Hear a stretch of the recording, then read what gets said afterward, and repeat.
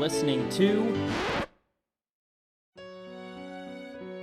Welcome back to Inside the Podcaster's Studio. I am your host, George Brisk, and joining me today is a man who has done but many things in his life, one of which, Loud on the Set with Kyle and James. And joining us, the latter, Mr. James, is here today. James, how are you? I'm doing well, George. Thank you for having me on your show. It is truly an honor to be here. Oh, James, you know not how much of an honor it is for lowly George Brisk to be hosted by your company this afternoon. Welcome. Thank you. To Inside the Podcaster's Studio. Now, James, I understand that you have been a performer for much of your life. What was your first performing role? Where did you begin your quest? Well, George, believe it or not, I began this quest, and quest is a good word, as early as grammar school. In fact, the first grade, I was cast in a dramatic autumn performance, an assembly really, where my emotions, my talent, my physical limits were stretched beyond belief. At a very young age, yes. I'm glad you asked because I haven't had a chance to talk about it much. It wasn't recorded, so it doesn't exist on film or really anywhere else except my mind. So, and James, your role in this dramatic production, whose skin did you inhabit for this performance? I was an autumn leaf. I was a leaf. A leaf. Incredible. What was it like to be a leaf? An autumn leaf, fading slowly. I was orange, meaning I had fallen off the tree. And although light in dialogue, and in fact, no dialogue, let's be honest, I'll be transparent, no dialogue, the demands of waving back and forth with the breeze were intense. Incredible. Yes. A masterful performance, I am sure. It lives on, like I said before, only in my mind, but I brought the house down. Fascinating. You were in grammar school, and yet you were not to speak during this performance. Not yet. Something perhaps, a career goal, to live that role, the verbose gentleman that you are, Mr. Loud on the Set himself. Yeah, it's kind of poetic to not speak in your very first role and then to have a role that's nothing but speaking. James, Where did you go from here? Well, from there, my next big role, George, that I'm most proud of was on a game show, a very competitive game show where the contestants were asked to mix and match words and associations, shapes and animals. A high-stakes game show also aired on television. Intriguing. And what was the title of this game show? It was called Romper Room. Romper Room, as you can imagine, was meant for children to educate themselves, to have some friendly competition, and to show off a little bit in front of the camera. Romper Room. Interesting. Hey. Romper Room. Breaking into the industry, you know? So you, in this performance, what did you do for the Romper Room? I wish I remembered it differently, but I froze up, George. Unlike my performance... A frozen block? Yes. Yeah, you didn't have to act it out, but all right. Unlike the dancing happy leaf of the autumn assembly, I froze up on stage at Romper Room. I sat there, didn't answer any of the host questions. I looked good. On camera. I'll tell you that right now. Making the move from theater to TV, I looked really good on Romper Room. Really good. But man, was I shy. Give me another chance, I'll kill it. Incredible. Mm-hmm. Your trip to the television performing world, did you spend more time in this venue, or did you yearn to be back in the black box, the theater itself? I stayed with TV for a long time. After a long hiatus, I took a long hiatus from TV. In fact, I won't even mention how many years. It's a little embarrassing. But when I returned with a passion and with levels of success not previously seen, not even on Romper Room. Would you like to hear about them? Incredible. Yeah. Do tell, Mr. Grammar School graduate. Oh, yeah. Well, this is well beyond grammar school at this point. Yeah,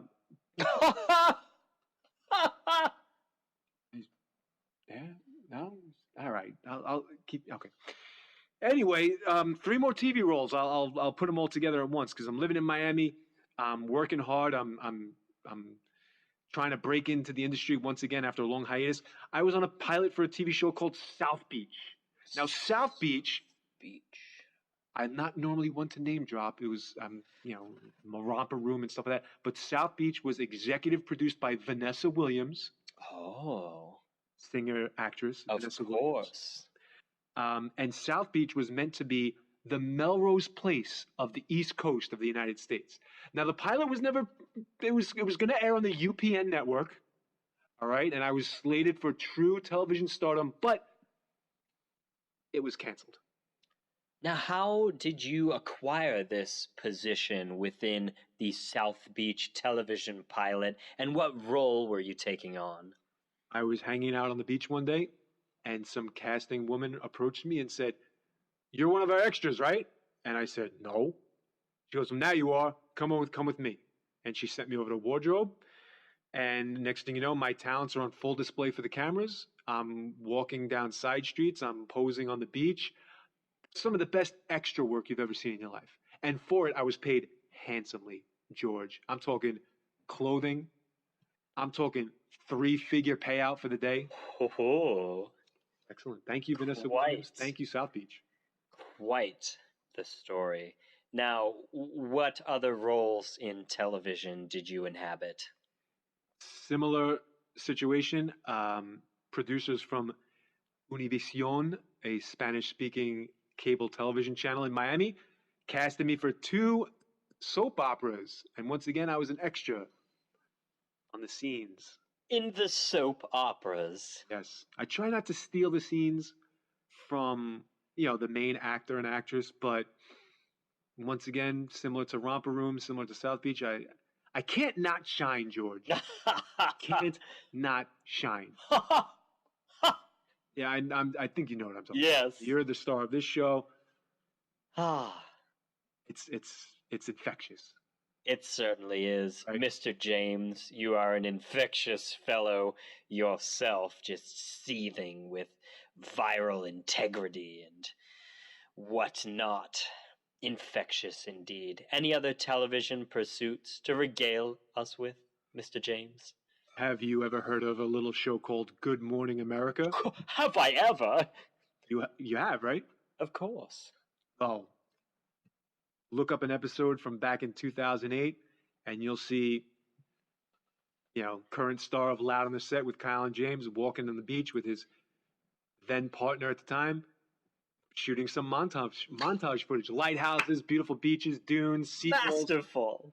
A great performance. Masterful. Satisfying. Yeah. Good morning, America, indeed. Mm-hmm. Mr. James. Yes. Television. A sexy beast in its own right. Ooh, what? Starting in the theater to the television. Have you ever performed on the grand realm of that which you spew such vile on your Loud on the Set podcast? Have you broken into the world of cinema? No, I haven't. It's unbelievable. It's unbelievable that I have not. Following all these successes, how could I not at this point? And it's eluded me to this day. I'll be honest here. There's a little bit of insight, a little Loud on the Set insight. I got a little jealous when Kyle mentioned that he had been in one of the Batman movies recently. I couldn't believe it that Kyle made it into that genre and that critically acclaimed movie, the third Batman installment by Nolan. I was a little bit jealous, but now I'm happy for him. I'm happy for his success. Kyle's in there. Interesting. Still waiting for my big moment, George. Maybe you can hook me up. A budding rivalry, I see, between that awesome personas which clash week to week, bringing you new episodes in a timely manner. Mr. James, Yes.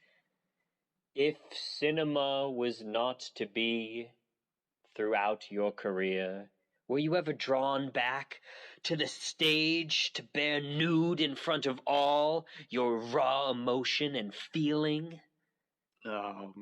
Yes. I mean, yeah.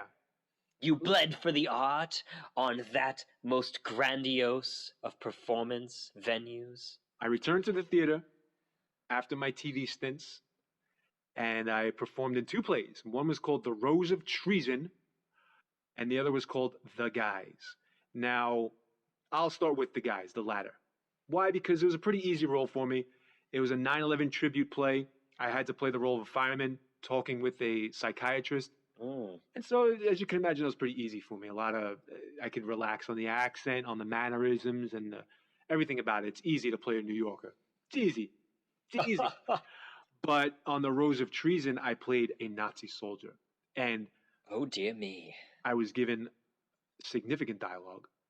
I had to portray a soldier whose emotions spanned from upset to angry. So imagine that. An intense range That between range, upset and angry.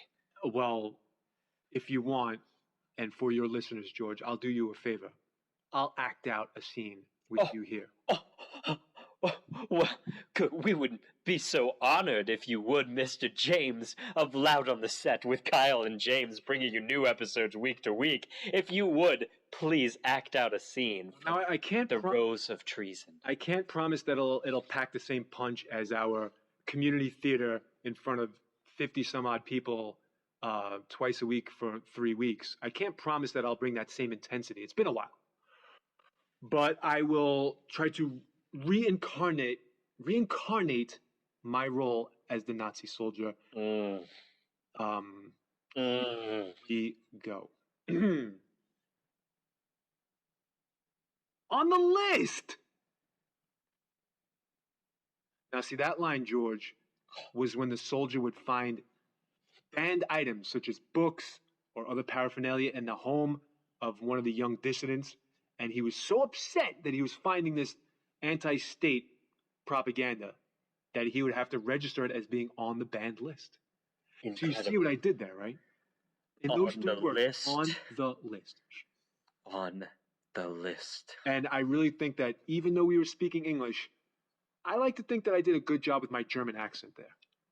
Truly a grammar schoolboy's dream to one day fill words with such meaning.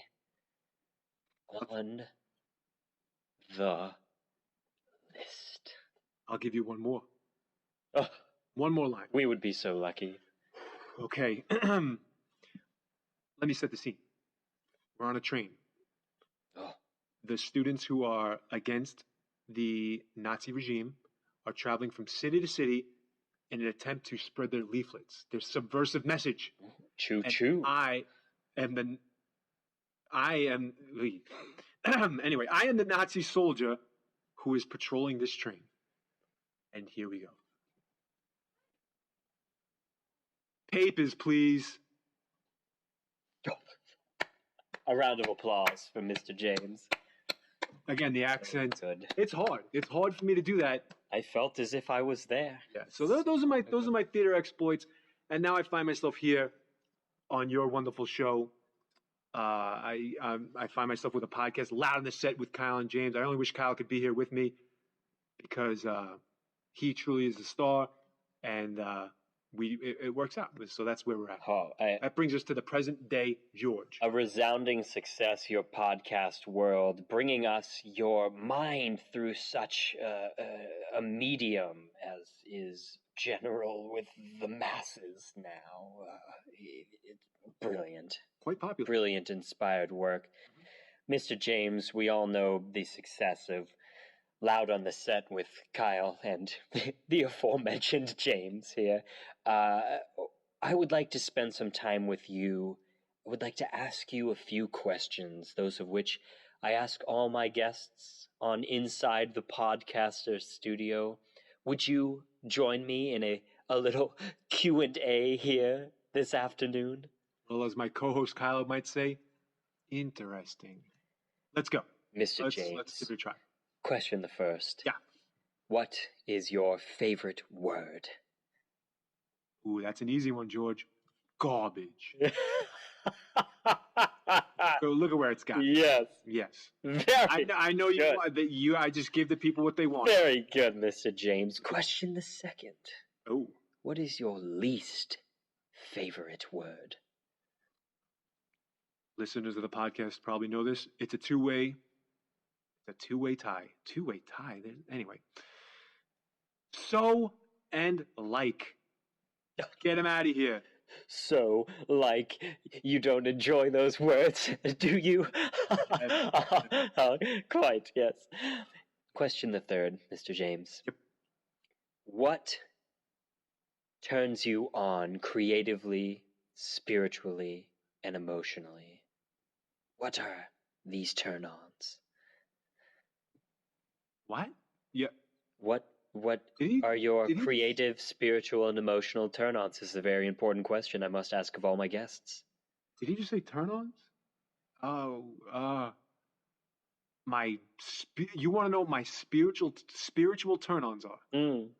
Quite. How about this? Can we come back to that one? I wasn't expecting that. I must insist you answer the question, Mr. James. All right. Spiritual, being an atheist. What are the other two?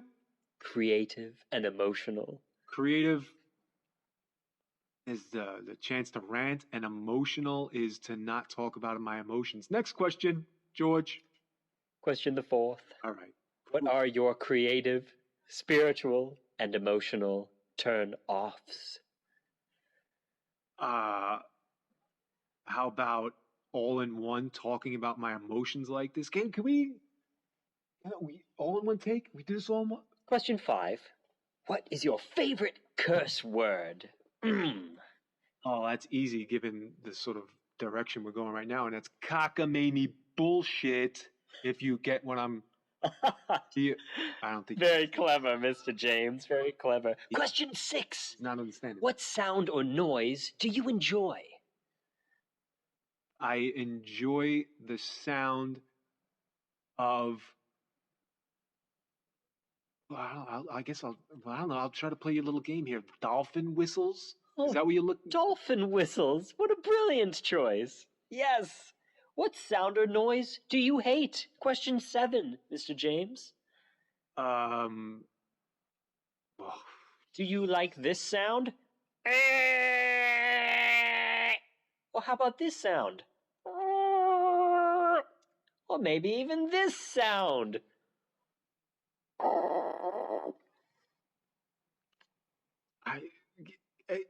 Can we cut? Question 8. What profession would you attempt if not your own acting career? I'm not ready for this. What would you not attempt, Mr. James? Question 9. Would you drive a plane into the sun? Only if you were in the fucking cockpit with me, you lunatic. Question 10, Mr. James. Now he's looking at me weird, too. Like, I can't even make... If heaven exists, what would you want to hear when you got to the pearly gates from the one and only God himself? I would hope that he would say, I forgive you for that interview you did that one time with that fucking lunatic jerk off. Hey, man, I don't think it's funny. You're going way off script here right now. Ladies and gentlemen, Mr. James joining us today. Another big round of applause for our wonderful guest. No.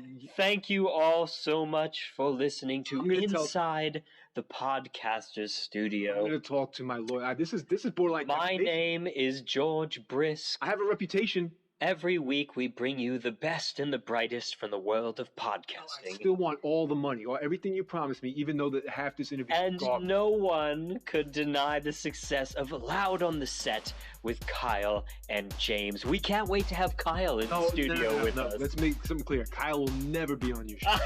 Mr. James, always the jokester. Thank you so much. You want to take this outside? And with that, I will leave you, wonderful listeners. Yo, we can step outside. The rest of your lives. He's not going to pay me and you're being a jerk off. Let's go outside right now. Let's step outside and settle this. And cut.